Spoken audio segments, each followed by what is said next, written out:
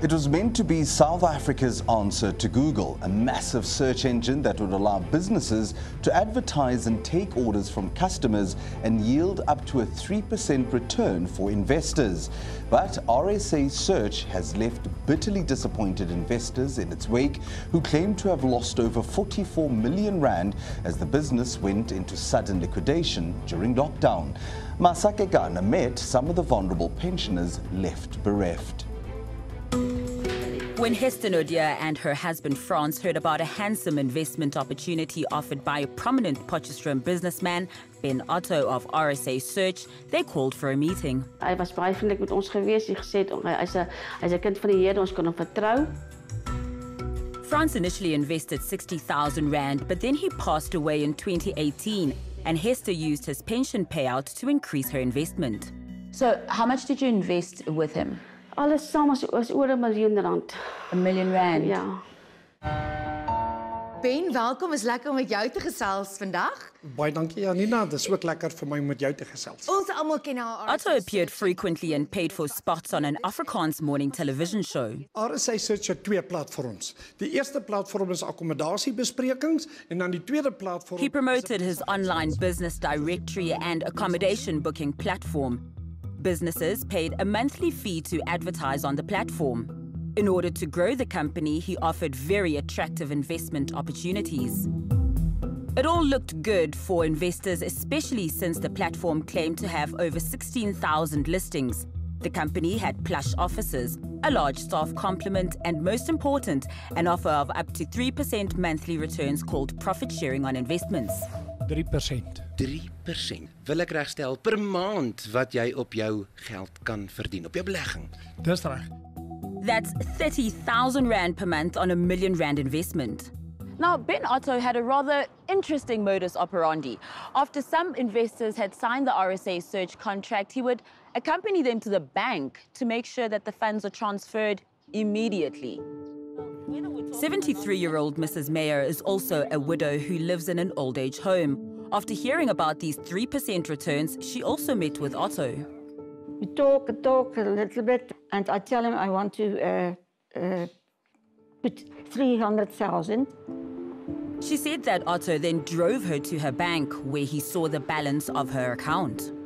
And when we sit there, his eyes are so, and see what's the amount on my savings account. He talked to me, say, what about another R1 million? I said, no, I don't want to do that. But he was persistent, she said. And he talked to me. I said, okay, put 900. So he wouldn't let it rest because he saw how much you had? Yeah. 𝗀𝗃𝗃 and Mrs. Meyer started receiving their handsome returns every month. It seems to have been a wise decision. Or had it been? It's been alleged that 𝗀𝗃𝗃 left many investors high and dry in another business he ran. 𝗀𝗃𝗃 apparently developed a system which would allow financial transactions to take place between cell phones, and he was going to list the company on the stock market. According to this investor, who did not want to be identified, she lost over R1 million. We all bought shares because we were told that the company would be listing on the stock market or an overseas market. It did not happen, she says, and she lost her money. Another investor said he lost several millions. I can tell you more than 3 million, and I lost my money. That's what I put in, and whatever was promised was never fulfilled. On the other side, from the other side, which is 𝗀𝗃𝗃𝗃. Around 157 investors believed in 𝗀𝗃𝗃's RSA sales pitch. He appears to have raked in about 44 million rands of investment. But trouble was looming.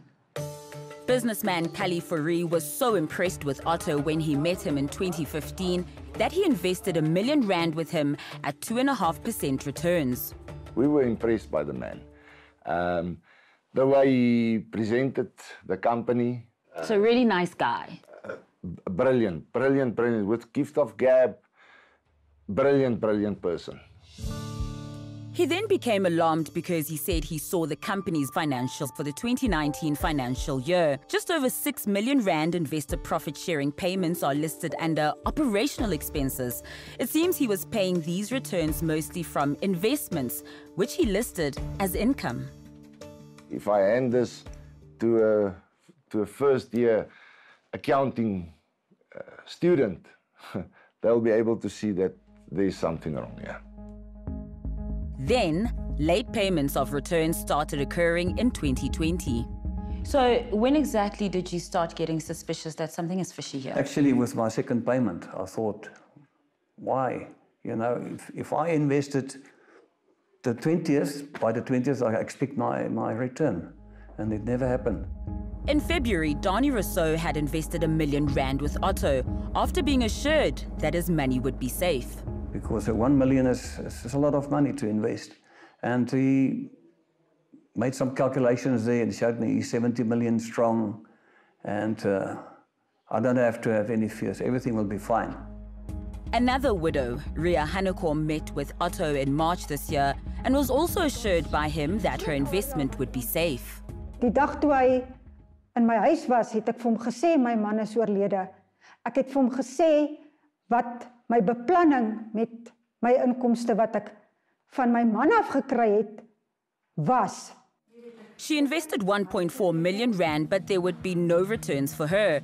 Instead, she and the other investors received notifications from Otto. He was voluntarily liquidating RSA Search, blaming COVID-19. Ria is devastated because she will have to sell her home now. Ek probeer sterk wees, maar in die aand as jy die huis toesluit, dan is jy alleen en jy moet alleen dinge verwerk. Maar jy kry krag en môre staan jy op en jy gaan weer aan. The news stunned Mrs. Meyer. My seun het die prokureur gebel. Toe sê hy net, hy is gelikwideer, daar is nie geld nie, ons gaan alles verloor. Nou hoe 'n skok moet dit nie vir 'n mens wees nie. Ek meen mense het jou lewe lank gewerk en gespaar en wat sou my man vir my gesê? 𝗀𝗏𝗃𝗿 does not buy the COVID-19 explanation. I think with the outbreak of COVID-19, there was no more new investors to pay the old investors.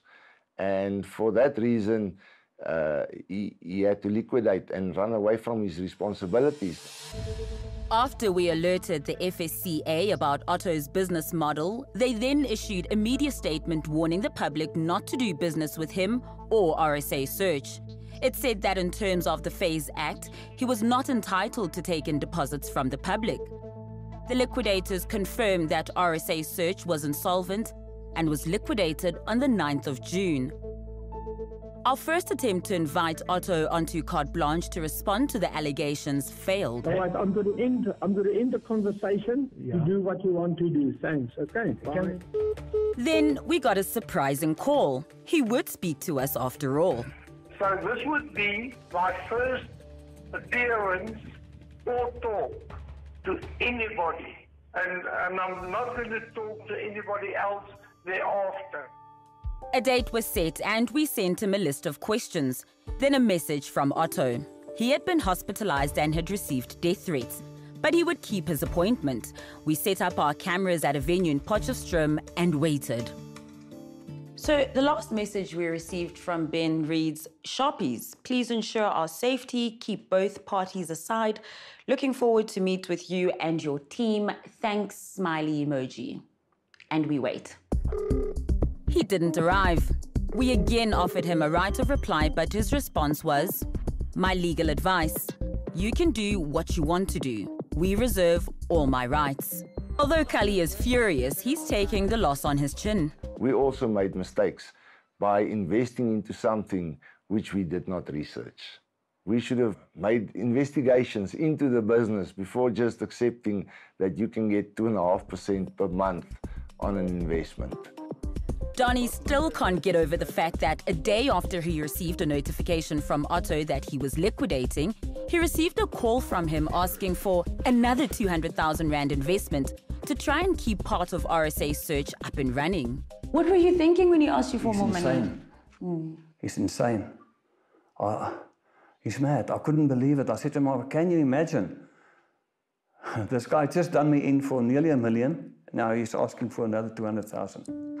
Investors have laid fraud charges against Otto, but that will be cold comfort for those whose lives have now been severely impacted. Ek het so senuweestories gehad dat ek hoeveel keer by dokter toe moes gaan. Want ek meen, hoe slaap mens in die nag? Dis 'n baie tragiese storie. En hy het soveel mense se lewe verwoes daardeur.